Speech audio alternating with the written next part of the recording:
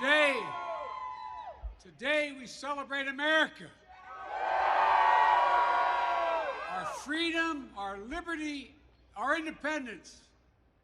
The 4th of July is a sacred day in our country, a day of history, of hope, remembrance and resolve, of promise and possibilities.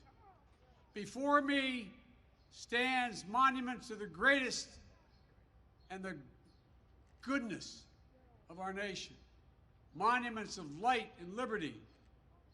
There's a towering memorial to George Washington, the general who led our revolution, and the president who set our nation on its course. There's a memorial to Thomas Jefferson, whose words about liberty and equality literally changed the world. And across the tidal basin, from the Jefferson Memorial, there stands Dr. Martin Luther King Jr., his arms crossed, his eyes fixed ahead toward the promised land where equality is not only an aspiration, but a reality. They help define who we are, guide what we do, remind us of the work that history has given us in our own time. This year, the 4th of July is a day of special celebration, where we are emerging from the darkness of years, a year of pandemic and isolation, a year of pain, fear, and heartbreaking loss. Just think back to where this nation was a year ago. Think back to where you were a year ago. And think about how far we've come. From silent streets to crowded parade routes lined with people waving American flags. From empty stadiums and arenas to fans back in their seats cheering together again. From families pressing hands against a window to grandparents hugging their grandchildren once again. We're back traveling again. We're back seeing one another again. Businesses are opening and hiring again. It took a plan. We're seeing record job creation and record economic growth. The best in 4 decades, and I might add, the best in the world. Today, all across this nation, we can say with confidence, America is coming back together. 245 years ago, we declared our independence from a distant king. Today, we are closer than ever to declaring our independence from a deadly virus. That's not to say the battle against COVID-19 is over. We've got a lot more work to do. But just as our declaration in 1776 was not a call to action, not a reason for complacency or a claim of victory, was a call to action. The same is true today. Back then, we had the power of an idea on our side. Today, we have the power of science. Thanks to our heroic vaccine effort, we've gained the upper hand against this virus. We can live our lives. Our kids can go back to school. Our economy is roaring back. Don't get me wrong, COVID-19 has not been vanquished. We all know powerful variants have emerged, like the Delta variant. But the best defense against these variants is to get vaccinated.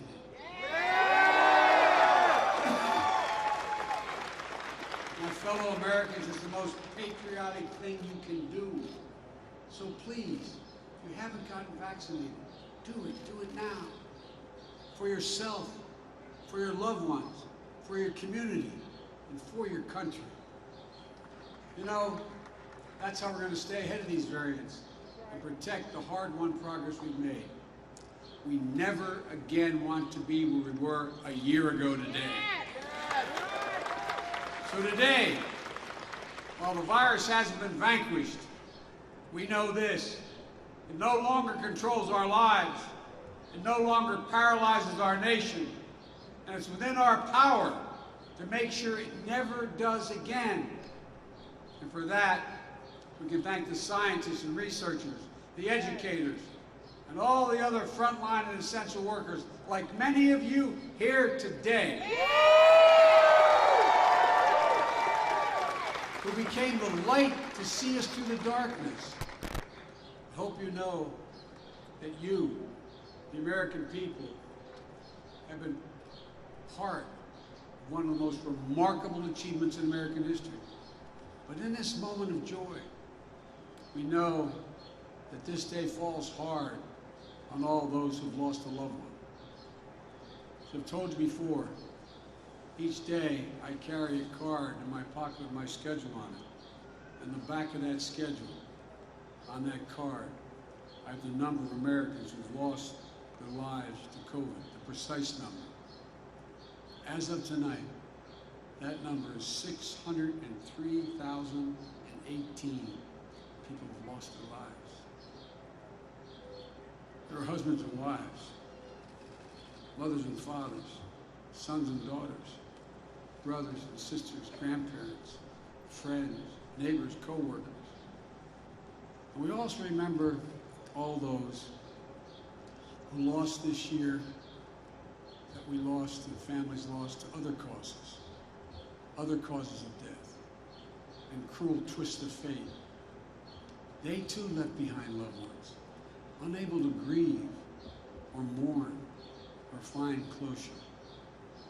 Each of them meant the world to someone they left behind. And those of you who've been through all this know that to heal, you have to remember. We have to remember them. And we will. We'll commit to always remember them. That's what we'll do. I've long said that America is unique. Unlike every other nation on earth, we were founded based on an idea. We hold these truths to be self-evident, that all people are created equal, endowed by their Creator with certain unalienable rights, among them life, liberty, and the pursuit of happiness. And while we've never fully lived up to those words, we have never given up on them. They continue to animate us, and they remind us what at our best we as Americans believe. We Americans, we believe in honesty and decency, in treating everyone with dignity and respect, giving everyone a fair shot, demonizing no one, giving hate no safe harbor, and leaving no one behind. We lead by the power of our example, not the example of our power. We're part of something so much bigger than ourselves. We stand as a beacon to the world. It's a code. It's a code, uniquely American code. It's who we are. To all the service members and your families who are here tonight, today, all of you serving around the world, it's the greatest honor to serve as your Commander-in-Chief. Jill and I,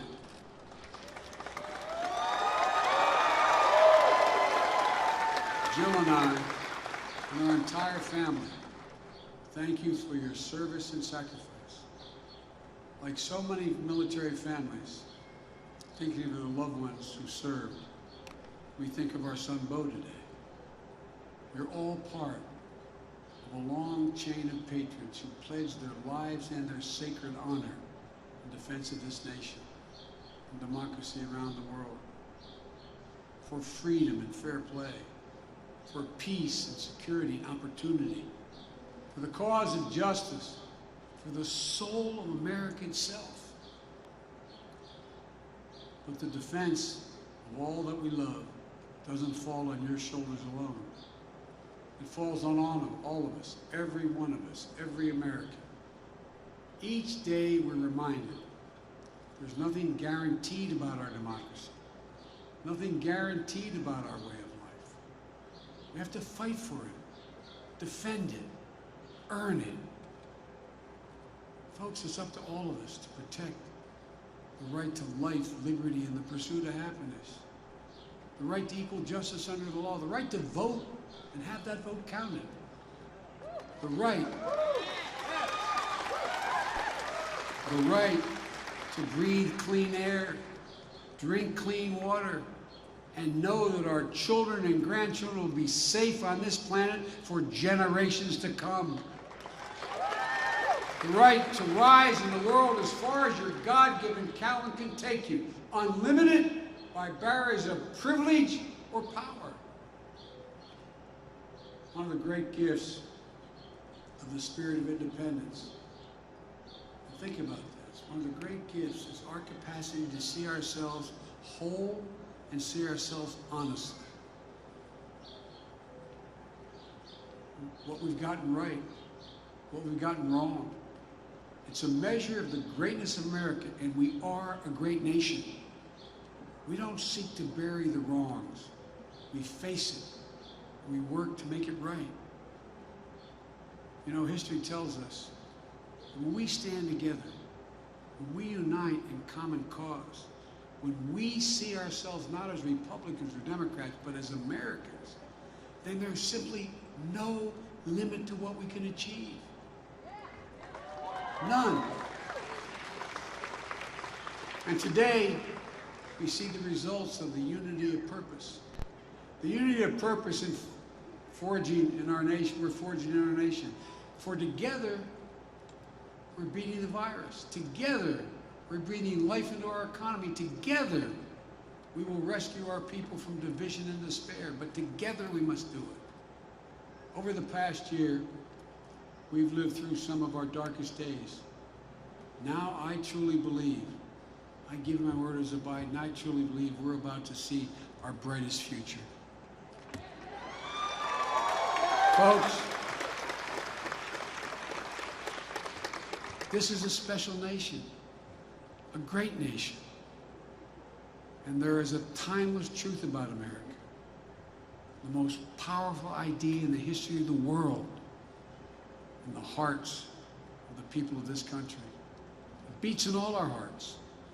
No matter your race or ethnicity, no matter your gender identity or sexual orientation, no matter your disability, no matter your faith, it beats in the hearts of rich and poor alike. It unites America. Whether your ancestors were native to this land or brought here forcibly and enslaved, whether you were immigrants from generations back like my family that came from Ireland, or you're coming here today looking to build a better life for your family like our fellow Americans I just swore in the White House 2 days ago.